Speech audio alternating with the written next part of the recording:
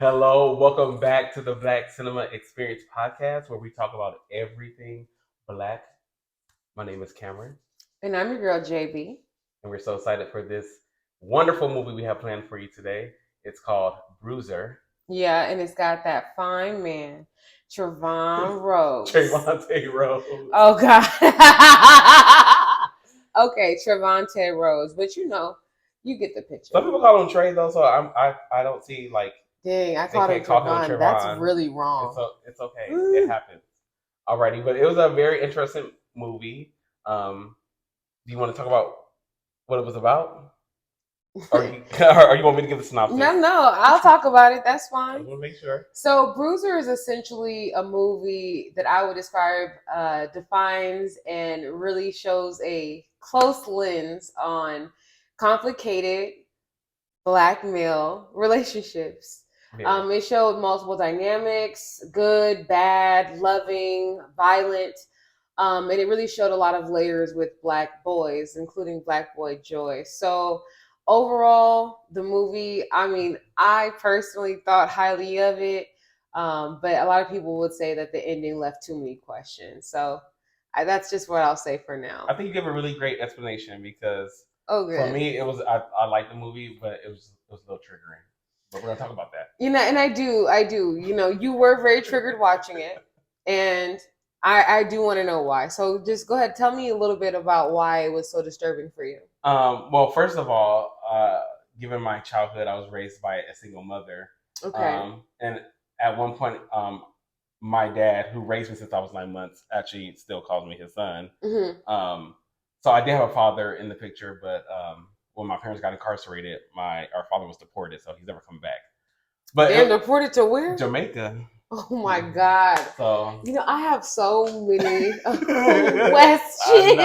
I know, but so it was triggering because just seeing those dynamics with black males and adolescent black youth, it was just hard for me to watch. I mean, it was beautiful in some aspects, but it also was just very hard to see.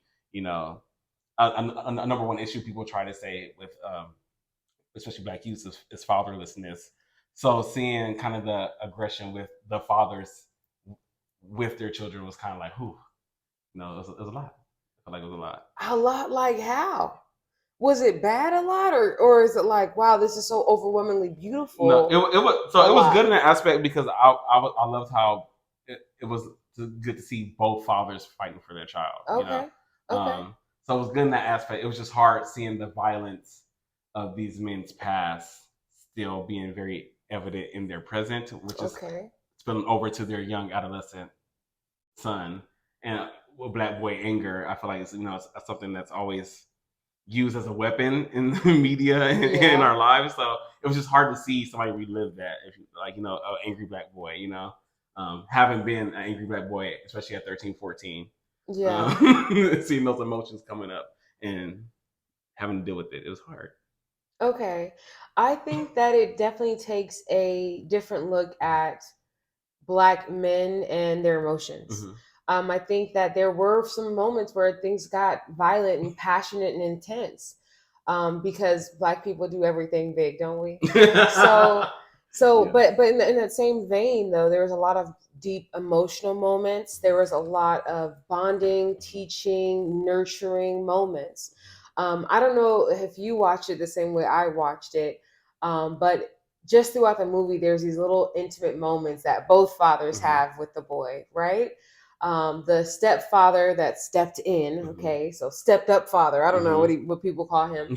But there's a moment where when he comes home, and just in the very beginning, where he comes home and he goes and hugs his boy, and when they have family disputes, he likes to end them with family hugs. So you don't see every day on TV black men hugging their kids. You don't see everyday black men fatherly examples in that way, but to see him be portrayed as the good black father, right? And he showing has positive affection. showing positive affection, showing loving constructive criticism. He just portrayed a really strong, great black father example until he was faced with a alternate person. Unhealed trauma. Yeah, unhealed trauma. Unhealed that's exactly what it was. And then also Trevante Rhodes. Man, this movie's gonna be all about him because that's the one name I know. But even with him, like they were play boxing or whatever, and he like hits the boy in the head to show him like how hard he wanted to be hit. And then after he did it, he said, "Oh, I'm sorry. Yeah. I'm sorry." And it was like, it's these beautiful little nurturing, little loving moments that are sprinkled in here that really make you feel like. Here, okay, before I say that, let me say this. I think that the world is allowing Black people more space to create and more space to be free. Yes. Because we need other cultures to understand us, so less people put violence on us. Yes. So there's less police brutality, et cetera, et cetera. Yeah. So I say that to say that the whole storyline behind this movie is beautiful because it shows Black men and their emotions. It shows this little Black boy being a boy. It shows these older men making mistakes, but also like having the duality of like, well, one is like, I fought for my country. And then the other one is like, I'm a good father. I go to church on Sundays. And it's like, you have these good Black male examples and they're expressing and they're feeling. And that's why this movie was insane to me. Because I've never seen so many Black men on TV just expressing. No, just expressing anything. Even the little boy, he cussed a lot. And that was how he expressed his anger. And it was like, wow, you're so free. Passionate. Well, free. It's a different type. Yeah, exactly. Libertad. He's free. So, I think movie, excellent. 10 scores, 10 stars, 10. Well, I agree. Like, I don't want anybody to think that I didn't like the movie because I did like the movie. I just felt like, I guess from my experience, and I don't know, I just felt some type of way looking at it. But I definitely will say it's beautiful because I also like seeing like the male affection because I think it's hard for a lot of people to visualize a Black man being soft in a way that's actually caring, but still yet very masculine. You should be able to hug your child. You should be able to caress your child's face, like when when you're apologizing, and it's not something. Well, I really want to say this not to get crazy, but not something sexual because a lot of times there's a lot of perversion that they put in movies, but something that's supposed to be normal. Yeah, and I guess maybe that was like. I was a little triggering because I never got that. So that's because TV sexualizes Black people. Very much. Yeah, it really sexualizes hey, so you don't see us getting touched in a nurturing way. It's always a sexual way. Which is powerful because touch is such an important aspect of people's lives. Like you need it to live, like to thrive. Yeah. So to see them, affectionately touch their son, and even the wife affectionately touching her husband. Yeah, I mean, she was flirting with her boo. And it was very positive. It was good. Very supportive. They had actually like a really nice relationship. There was a lot of moments where I was like, this is how it should look. Yeah. I got a little scared. I was like, is she about to take, not about to take her husband's side, but she was right there down. She kept her husband down. Now her husband did ego trip. He was set tripping a little bit, and that also brings me to the complications because I feel very passionately about adoption. I feel like a lot of people don't kind of get swept under the rug. And I kind of like that they brought it up because, I don't want to go back to slavery, but, Black men used to really be used to taking care of kids that necessarily weren't there. Yeah. Mothers, too, So it's always been something kind of traumatic in a lot of Black people's lives, but Black people have always made it work. So when they brought this story up, a man taking care of a child that's not necessarily his biologically, but it's his child, I thought that was a really something good to see as far as you don't have to have somebody biologically or physically to really love and care for them deeply. Yeah. I feel like a lot of people don't. I feel like you don't see that a lot. The movie did leave me with a couple questions, though. Not gonna lie. Questions. Yeah. Yeah, because when it comes down to the whole I'm raising this kid thing, and they tell you basically that the good father, the stepfather, has been there since basically birth. That Trevante Rhodes looked at his baby and hated it because he was doing it the stepfather was just doing this wonderful job villainizing Trevante Rhodes every moment that he got. It was let me tell you another story about this. Let me tell you a story about that. And it kind of makes me think about why the story is called Bruiser in the first place, because somebody's bruising somebody. Yes. But we're not sure who's bruising who. But at the end of the movie, the only one really bruised is the boy. Yeah. Yeah, I know, right? The nameplay of it all. The name. I was like, that's crazy. I was like, the one that ends up hurt after all seeing, people getting beat up. Everybody getting beat up. People getting beat up in the movie. So if you are triggered by physical violence, it's done in a good way.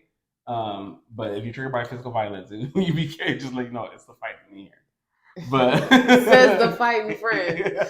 That is funny. Go ahead. You got but, not you having I don't even do the hands right. I can't even do them right.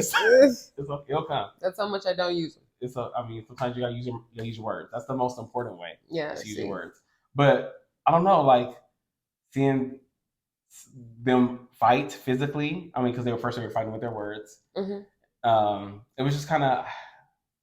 I was sad that they couldn't work it out, But we don't know that they didn't. Maybe they just fought until they were tired and then they made up and came home. I mean, it could be that. It seemed like somebody died, and that's why I was kind of like. Isn't it wonderful? But did it seem like that? That's what I was getting. It was the ending was very avant-garde. It was avant-garde, but it was giving murder to me. No. Somebody got and think about this. There were so many intricate little tie-ins for the movie. So, the mother was a violin teacher. Yes. Okay. When the moments got really intense. So when Trevante Rhodes leaves the birthday party and he storms out, violin. Yes. That's all you hear. When they're out there having that last final fight scene in the forest, nothing but an orchestra, nothing but violins and beautiful, symphony type music. Mm-hmm. It was the way they were casting the light in the night. They did certain things with Black people in a very romantic way. And that there's Black people behind the scenes. We should have looked this up to see if there were Black people behind the scenes, because the way that they did the yellow light, of course, but just the classical music, because we're the drama. You know what I mean? We are the drama, and we need that type of just rich, just wealthy energy in our emotions, because they're so big and they fit so well. Whoever did the score for this piece was they were on top of it. Because they also incorporated Otis Redding, and twice. So so he's very emotional singer. I feel like when you get, he has so I feel like that really amped up the drama. Them adding these different elements of music. Yeah. They definitely play with it, and then the rap. And if I don't know if you noticed this, but when he was playing rap on his boat, when the boy first finds him, he tells the boy, "Oh yeah, that's my friend," right? But then the stepdad, he was playing the same friend later on in the movie. Yeah. Oh yeah. So it's because they've been connected. Yeah. The whole time. They were connected the whole time. I mean, they were friends, and they actually, what's so interesting, and we have to talk about it, because people don't talk about it. Is when they talk about Trevante Rhodes' character, they're like, "You left us. Mm-hmm. What us exactly?" That was very interesting, because in this movie, they're Trevante Rhodes, whose name isn't it Marshall? Porter. Sorry, Porter. Malcom is the other guy, and then Nene or Monica and Darious. There we go. I don't know where I got Maurice from. Please scratch that. But Porter, Trevante Rhodes' character, I don't know. It was it was hard to see him really, really long for his family after he left them. No sympathy. But I also like you said, I want to know what was the relationship, because he said Porter and Malcom were brothers before he left, but then they were friends with Monica, who's the mother. Mm-hmm. And then she was with one of them, and then got with the homeboy after. Could y'all have told us? It would have took one line, just one sentence of them saying, that was back when she was your girl, to clarify. Yeah. Or even to say, that was back when we were together. If they were a throuple. Yeah. It seemed kind of throuple-ish at first, but I don't want to put that on the movie. It never stopped seeming throuple-ish to me. It seemed throuple-ish to me the whole time, but specifically when he went to talk to Monica at the church, he's all Nene, whatever, and he's talking to her, and it's very apparent that those are her men. Yeah, yeah, but that's what I'm saying. He called Nene when the boy was there. Nene, the boy's here. Nene, you gotta do something about this boy. Oh, too familiar. Okay, it's crazy. You went back to and Malcom, when the first time he said Nene, Malcom was like, okay, so Nene said, okay, so we already see there's some resentment. Yeah, there's some trouble there. The resentment, and I think that they did a I'm not gonna say lazy because I think that the movie's great, but they didn't enunciate enough their relationship with each other. But what they were trying to get at with Malcolm's resentment towards him was Porter dated Nene back in the day, and Porter got her pregnant, and Porter was an ain't shit dad. And when Porter left, Malcolm said, "I'll be that man for you, Nene. Don't worry about it. I've always been in love with you." Why do people do that? Yeah, I always think that's the weirdest. I don't think it's that weird. I mean, I feel like it's weird because I feel like if you're my friend, yeah, let's talk about it. Why, like, and no matter how much you know were friends with my significant other, how are you going to date them? Like, where did the relationship come out of this? I know this seems crazy, right? I think it is for me. But just imagine this, right? You are compatible with your friends, and you're compatible with your spouse. Yes. Why wouldn't your friends be compatible with your spouse? I feel like they can be compatible with your spouse, but it shouldn't be after if your spouse leaves. Now you're my spouse. No, like of course, that's not what it should be. But like, but obviously, but it be happening a lot. That's what I'm saying. But like these people were like early 30s. We're talking about people who like she probably got pregnant at like 16, 17. This is like the South, the gutta South. He knew he can go to this land and live off of a boat and nobody would bother him. I mean, this place is so rural. Old John's place. Oh, Old John's place. This place is so rural that there's no abandoned homes. And come on now. That she probably got pregnant as a 15-year-old, had the baby, and you know he left because he was irresponsible in the child. And then even that, mind you, the boy was like 13. Yeah, but 13, 14. But Porter did 6 years in the Air Force. Yeah. So he went to the Air Force either before he started fucking shit up or after. we don't know when. Timeline's a little skewed. It's a little skewed, but there's a lot of stuff that happened. Like his timeline was really skewed, you know. Let's talk about something else. No, let's talk about me. But I did want to get back into the fatherhood conversation because I feel like I'm torn because part of me wants to be on Porter's side as far as, you know, you made a mistake.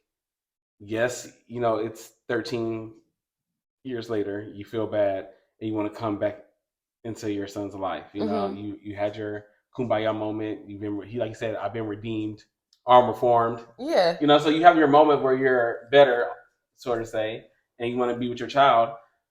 Do you think it's fair? Because at the end of the day, Malcom is the child's father. Like, I've raised this boy. I love him like my son. So, like, I always get weird on how do you, like, handle those situations. Like, is it fair for Porter to be able to come back into his son's life? I think that's a crazy question to ask because we don't possess people. So is it fair? Yes. Well, I feel like it's fair, but I'm saying, but is it healthy? Yes. What? Well, because when you think about it, Porter wasn't. I mean, here's the truth. He was on the path to righteousness. Here's but he wasn't like fully equipped to be able to handle his son. Yeah, but your child is their own person. They have their own rights. They have their own DNA, and they need to know where they came from, regardless if it's good or bad or if you agree or not. It's not your job to stand in the way and think you could protect them. You cannot protect anybody. I feel like you can to a certain extent for a limited amount of time until they grow up and they indulge themselves into that life and they run face forward into it because you kept them from it. You cannot protect anybody. I agree with the sentiment as far as like I feel like I didn't know why they was gonna. Again, people hold on to their own trauma with their person, and they're like, "Well, he did this to me, so I'm not gonna trust him around nobody else." You know, it's like, okay, that was your experience. You have to let somebody else have their experience, especially when it comes to somebody's child. So I didn't understand that, like when they were all hostile about him when he was trying to do it the right way by talking, they're like, "No, you can't see him." Like, it's like, well, don't you read the Bible anyway? You're supposed to turn that cheek at 7 times. I understand that aspect. Sometimes you have to go. That's where it cut that ear. I'm talking about.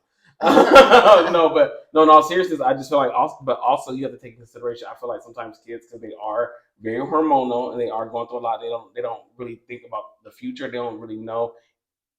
They have feelings. I'm not saying their feelings are invalid, but they also aren't the most rational people. So you have to also. I feel like it should have been a more guided, acceptance. Like it should be like, I want you to see your father. But these are some stipulations, though. But I feel like they shouldn't have just knocked him down. Like, oh no, you can't see him. Of course not. But more importantly, who is more emotional, Malcom or Darious? I think I mean, this child who is emotionally responding to life happening, or his stepfather who's doing everything he can to portray a negative image of the birth father. Yeah. But hold on, wait a minute, because Porter was doing the same thing too by bringing up stuff like your dad. I used to know him back in the day, and then trying to it's like they both were trying to play their son against each other. It's a little different though, because when it was Porter, Trevante, I think he was giving him a pass because. No. But listen, no, for real. Listen, listen. At the fair, the little boy asked Porter. He said, "What was my dad like? Like, what was he like when you guys were kids?" So he had an in. The dad, however, said, "Monica, Darious, come downstairs. We're having a family meeting. Let me tell you about that man. He almost killed somebody." That's two different versions. Yeah. Darious really was trying to find out the truth from both people, but the father that he had, the Malcom, the stepfather, was just ready to give him the version that was going to portray him the best. So he knew that he was safe with him. And Porter, I feel like, was willing to give a more honest tale. Not just saying like, "Oh, your dad is bad," but he was also giving a version of the story where he was a bad too. Yeah, but you don't think? I feel like Porter didn't have the best decision making because literally he was about to kidnap his own son. Yes, 100%. No, he was a menace in his own right. Okay, well, my thing is, I feel like at the end of the day, people need to deal with their trauma because look what happened to your kids. You're not dealing with your trauma. He did kidnap his own son. He did, but like kidnapping's not funny. Sorry, but no, but like he kidnapped his own son for a good reason. All right. No, like the kidnapping was bad. It was really irrational. So Malcom really did need to defend his son in that moment, But all the other moments before that were premature. But I felt like also Malcom did egg him on because he was trying to go about the right way at first. He really was. He was trying to go right. Like Malcom was petty as hell. And it's like, could you imagine giving birth to a child and then another person being like, "You can't see him." Like, I'm about to show you. I'm about to show you something, Malcom. So yeah, that was an interesting relationship. But how do you feel Monica was portrayed? Because I feel like she did a pretty good job. I actually kind of wish she had more lines, more of a role. But I understand what they were talking about. It was about black men. Yeah. It had nothing to do with that. But I feel like she was a strong character, regardless of. She was. And she wasn't like typical like. What the hell is going on? That's why you know what? She was similar to our actual mothers. Yeah, you have a valid point. Like she was similar to our actual moms. Not the negative stereotype that they portray of black women on TV. She was very much so like, listen to your father, and I'm supporting your father, and we stand with him on this. But she was also like, you can trust me. You can trust me, right? Like, and then she also allowed him to be free. She allowed him to be free as well because they all let him cuss. Nobody stopped him. So you saying it's okay for kids to cuss? If they feel that way, I'm joking now. I don't know about cussing, but I definitely feel like I don't care. I want them to be able to express themselves and be able to like let me know how they're feeling. So yeah, they should be exactly who they are. Come as you are, and then we'll work out the details later. Like you're not gonna get crazy. Yeah. But he was pulling away kind of strong. Well, he was doing a lot of snatching, and that snatching would let you just deck it on the face. That's why I'm like, I don't want to. That's why if I had a kid, man, the son would be crazy because I would just be like, pop him. It would be like I wouldn't feel nothing. Well, actually, that's not true. I wouldn't hit anybody, but the pressure to hit him would be greater than if I had a girl. Parents say it always does hurt when they have to hit their kids, though. Sure, they do. No, I know. Like one of my friends says, like parents always say, "This is gonna hurt me more." It hurts you. He said, "I'm not gonna lie to my kids." I'm like, "It's gonna hurt you." And I'm like, "Dang," because I'm actually, I know a lot of people are on this train now, but like the positive parenting, not punk parenting, but positive parenting, like trying not to. It's called gentle parenting. Some people no, but I know some people. There's a gentle parenting, but some people call it positive parenting because they don't want you to think that by saying gentle parenting that they let their kids run all over them. Allow them to tell their kid, because some of them say like your kid can say no, but they have to understand that like I'm the adult, I'm the authoritarian. Yeah. So when I look at this movie and I saw a mixture of kind of the free like gentle positive parenting aspect. I thought that was nice because again, I didn't have necessarily the gentle parenting approach when I was growing up. Don't talk about her like that. Well, I have a great mother, great. but she was more of the old school, My parents too. whippings, I think generationally we do things together. Yeah. Culturally, like in the world, in America, So like our parents were definitely a part. Well, they're actually very different age, but our parents were definitely a part of that generation that did not want a gentle parent. It was because they said so. Well, I mean, I feel like gentle parent. I don't want to say it's a privilege because it is a choice at the end of the day. But I think it is harder with certain stipulations. Yeah. Like for me, with my mother being a single mother, having to be a gentle parent is going to take a lot more patience and a lot more angst as somebody who has two parents, to help the out. resentment from single family kids is crazy. Resentment? What do you mean resentment? That's what it is. It's like you think that we get such a different experience. But okay, like both our parents, like I had two parents, but they was at work, I understand. Where was your mama? She was busy. She wasn't around. My parents wasn't around either. They was provided. We like this, we have good relationships with our parents. Yeah, but they was at work. I'm not trying to invalidate yours, friends. I'm just saying from my experience. I'm just saying, like the two parent household. I mean, it might be different, but everybody has that trauma. But I'm saying they, based on the American principles, you're supposed to have two parents. And in this movie, I was so jealous because this movie he had three. I was like, dang, I already got one. All he had to do was shut up. Both of them. If Porter would have just shut up and Darious would just shut up, they could have just kept seeing each other. Yeah, and nobody would knew the wiser. But no, you had to go tell your daddy and your mama. You had to go tell everybody, get everybody involved, But everybody started telling everybody's deep dark secrets. That was the problem. But then nobody wanted to tell the full story. About the deep dark secrets. Yeah, and the full story would be, what was your relationship? Is this a throuple or not? Because we just need to know. I just need to know. Because Monica, there was some passion in the fighting. There was a lot, and like he was fighting him, like, yo, you used to sleep with my girl. Yeah, It was some. He was throwing punches. At the end of the day, Malcom settled for Porter's leftovers. His leftover everything, leftover baby, leftover wife. It was no other thing. I didn't know we were going there. But I mean it in a way where it makes sense why he was so passionate, though. Like this was the life that he chose. And but it was also his. That feeling of him like feeling like something that he's put so much investment in is getting taken away from him. His son. Very insecure man, I must say. He was very easily challenged.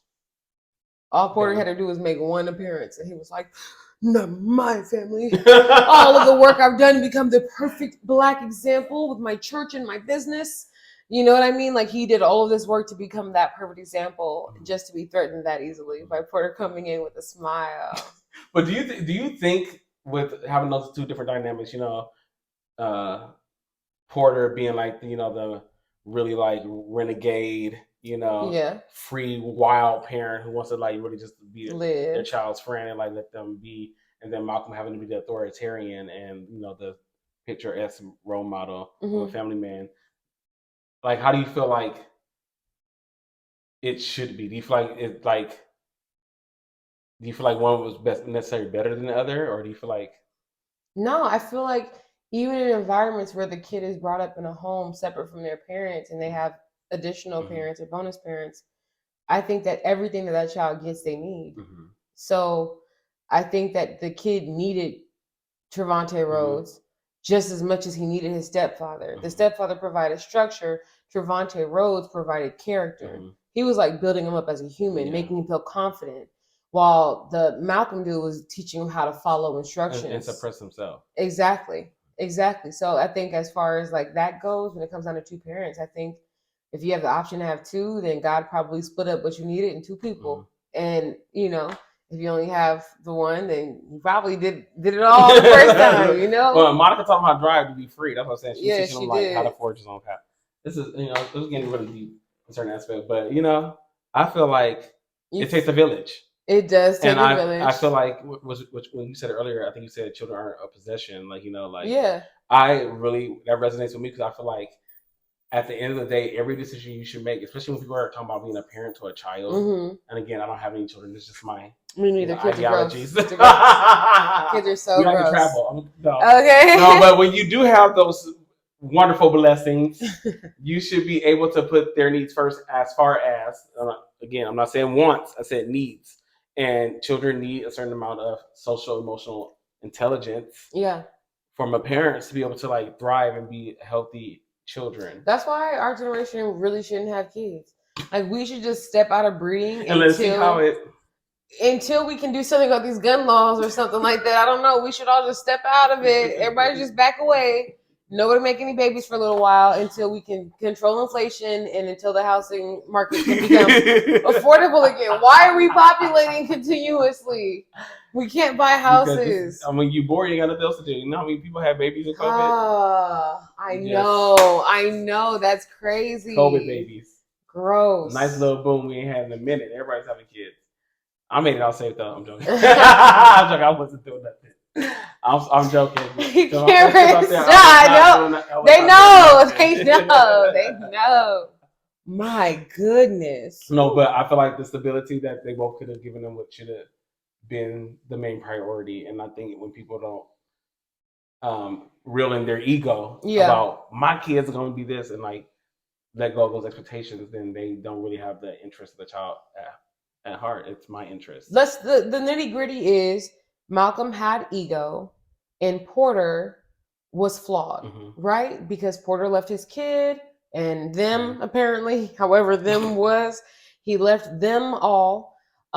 So like he was flawed in that way. They mentioned that he sold cocaine at certain points. I said they could have just left that one line. The one line you could have put in. We were together. The one line you could have left out. Sold coke. Why can't you just have a warrant for having violent issues? Because they were both men had violent tendencies. Why did we have to loop cocaine into his 12-year? Where you been, Porter? Mystery. Especially when this man is a hero, he's a veteran. Come on. And I don't my thing is, again, I feel like veterans. We can talk about that too. Veterans get a bad rep, but there actually are a lot of black veterans. So many black people. What I'm saying, so many black people go to the military, and it's just not all of them have a trouble pass, but also they come out to live normal lives. They don't have to be a criminal when they come out of the army. That's true. Or the military. Sorry, I've been wondering, do they do this to white people too in movies? Well, they make it seem like every military person is messed up. Now, granted, I'm not putting out. I have met some people in the military who have it wasn't the best experience for them. Yeah. But I'm just you don't have to add every tragedy to one story. 100%. I had a messed up childhood. Does not mean I have to be a drug dealer. Yeah. They could have left that line out. Definitely. And what's even more annoying is that Malcom had so much pride, right? But so let's just go. I'm doing scene for scene, so forgive me. We're at the car dealership. All right. He's selling a car to one of his old friends. That's obviously not his friend. The guy is like, "Oh, it's so great to see," whatever he says to him. Whatever the cop that was buying a car said to Malcom, it got under his skin. He didn't laugh. He was mean about it. He was very annoyed. I feel like he was prideful though. But I'm getting there. That's what I'm coming back to. Okay. This man was so prideful in regards to Porter, but was not too prideful to swallow his pride and come back to that same cop and say, "I need you to do me a favor. I need you to get rid of this man." So you're capable of swallowing your pride. You can do it, but it's possible. Just did not wish to do it in this regard. Yeah. And again, if I knew the man that used to fuck my wife was coming back into the picture, what lengths would I? That she probably would still be with him had he not ever left. Porter. My thing is, why do you? And again, I'm not just gonna say, why do people do that to people? Why would you pick somebody as letting them know that they were a second choice? You were not my first choice. You seen Love Is Blind before? I have. I've seen episodes, but I did not watch that show because I get so upset. People don't want to be alone. Is that it? That is the only reason. That's it. That's crazy. But I'm saying, my thing is, okay, if you accept that you were the second choice, boyfriend number 2, then you gotta let that go. You can't be bringing that up when you already noticed. Why is that something that's still triggering you? But that's why this movie was so great. Listen, I didn't watch this movie for any answers. I didn't feel like this movie was going to give me any solutions on, the black male bond, stepfathers, if the parents should be in the household. None of that shit matters. Okay. I'm telling you, this movie was simply to show black men having emotions so we can be humanized in the eyes of others. So violence stops happening to us. Okay. I really believe that the overall underlying hidden thing of the whole movie was that we really want it to be clear that when our boys are boys, they're boys. Yeah. When they're going through their emotions, they're boys. Yeah. And that when our men are older, they feel. You know what I mean? They can be older and have pride. They can be older and be nurturing. They can be older and insecure and still feel like their position is threatened. The whole movie to me was emotions, emotions, emotions. Malcom went from guarded to, protective to looking stupid, being wrong. You know what I mean? Like this is just about seeing different phases. I mean, but most importantly, the Black Boy Joy was surreal. I don't know if you noticed the scenes. They really worked hard on getting us those scenes of them on the motorcycle at different times of day. And I love that when he was in the car, like vibing with his son. Yes. I love those moments. I thought they were beautiful. I wanted to cry. Even the little locks, the little locks for the boy, and the little locks for Porter. Oh, it's my dad. Yeah. But then his stepdaddy bald. Yeah. I caught on. I seen it. Well, like you said, but that's what you said. It was the built character. Like you get the character from his father. Yeah. But my question is because I know we said we're showing emotions, but to me, I feel like it was kind of like focusing on the masculine of fight or masculine energy or masculine emotion, but about anger. Because but a lot of things were about fighting. Like Porter was teaching him how to fight. Malcom used to be able to fight. Like he almost killed a man, but he's always holding back his anger. But then they have like this huge brawl at the end, and it's constant fighting throughout the entire movie. Like different ways of men interacting through physical violence. Yeah. How did you feel about that? Like, do you feel like it was necessary, or do you feel like it was just like another projection about black men being angry and violent? That's so interesting because I didn't feel like it was about black men being angry and violent. I felt like it was black men having a safe space to show their emotions. They were around each other, so they were allowed to feel. I didn't feel like it was about black men being violent, though. I feel like they were just allowed to be safe and feel because most times we're not. Think about it. No, I agree with that aspect. I didn't get it was black men. That's what I was saying. I was wondering if that's something that could be portrayed. But I did get like the whole thing about men need to know how to fight. Kind of, I'm not trying to say that's my opinion, but I'm saying I know, especially like out in the world, like a lot of people, especially now, even more are talking about you need to be a dangerous man. You need to know how to defend yourself. You need to know how to fight. You need to know how to be dangerous, but be able to hold it back. To be able to protect yourself and protect people. And I was kind of getting that obviously when he was being taught how to fight because he was being bullied, and his stepdad was like telling him, you need to be able to take your hits. And, there was a way that there was plenty of ways that they could have taught us lessons with Darious to get us to grow with him. I think that the lesson that they chose was great because it is a man lesson and it transcends to all races, whether black, Mexican, or white. And that's what I thought too. So I feel like they chose the right lesson because mind you, through the movie we grew with Darious. When he started, he was a boy who was getting bullied.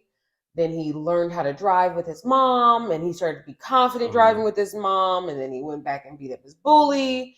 And then, when a fight was happening, instead of him engaging in it or anything like that, he drove home. And that was like the end of it. You know what I mean? So like overall, like we grew with Darious, and with him fighting and from him going from bullied to not bully, but, defending himself. I think that there's a lot to be said about the way that they chose his character development. I think it was really good. I think that the fight was necessary because the typical way that they would depict a black boy, because there's only two, there's the extremes, right? Like, so either he's completely a punk, like in not Get Out, but whatever Winston Duke is in, where he's a bitch ass husband. Oh my god! Is it us?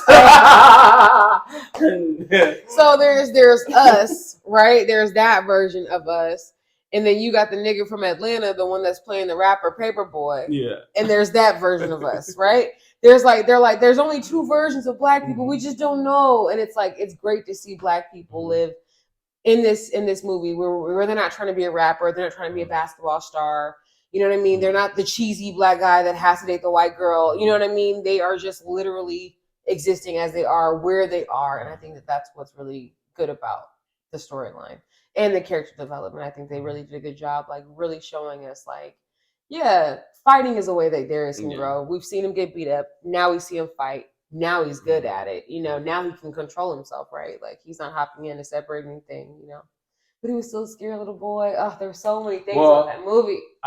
The one thing I kind of got was, for me, and maybe I'm thinking too much into it, but at the end when he sees his two fathers both they stop fighting for a moment and they both look at their son, quote unquote, and he's looking at both of them.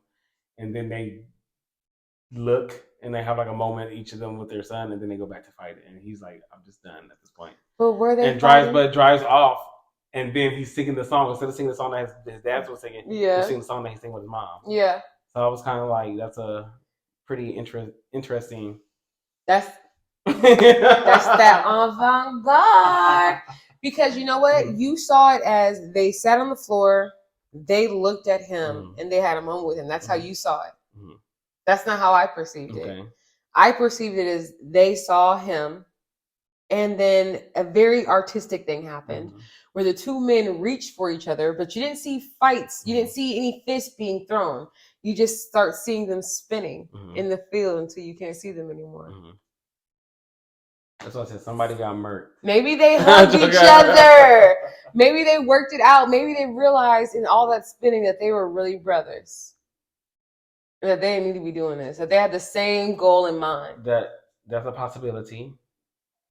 I say that's like 1% possible, as opposed to somebody got. I'm joking.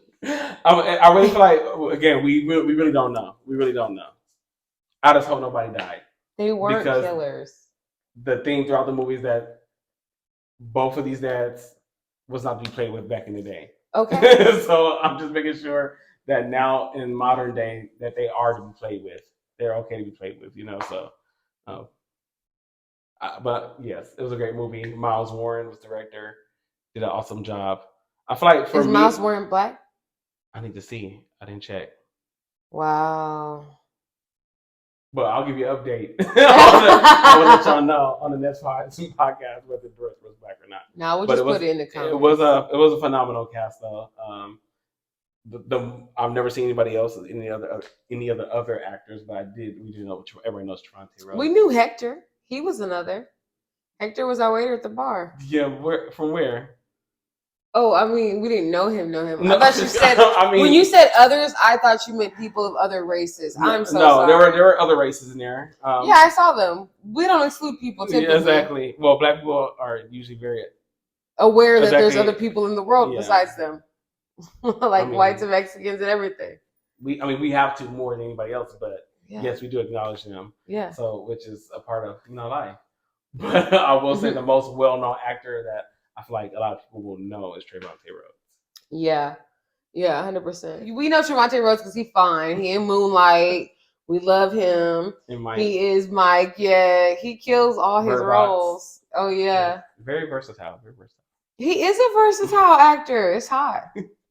It really is hot. Any other comments about this movie before we leave off? Because I think that when we covered the black boy joy and anger and emotions, the need to make black men, to show black people's vulnerable side. I think, like you said, it was a safe place for black people to be angry. Yeah, but it was a lot of anger. Yeah, but it wasn't like Friday or Don't Be a Menace. So it was good. It was good. Nothing crazy. Yeah, it wasn't. There was no coonery buffoonery. Yeah, we didn't have to follow a kingpin. So I think solid. Well, make sure you all check out this movie. You can watch it on Hulu, I believe, right? On Hulu. Bruiser by director Mike Warren. Thank you guys for tuning in to another wonderful episode of the Black Cinema Experience. And we hope you like, comment, subscribe, share, do whatever you want to do with this video. to let us know that you are into Black cinema just like us. Again, my name is Cameron. And I'm your girl, JB. And we'll see you next time. Black Cinema Experience. That's what the theme song is. Podcast. Nope. You let me hang it again. No, but I'm saying that's what the theme song is. Another week. You leave your girl hanging.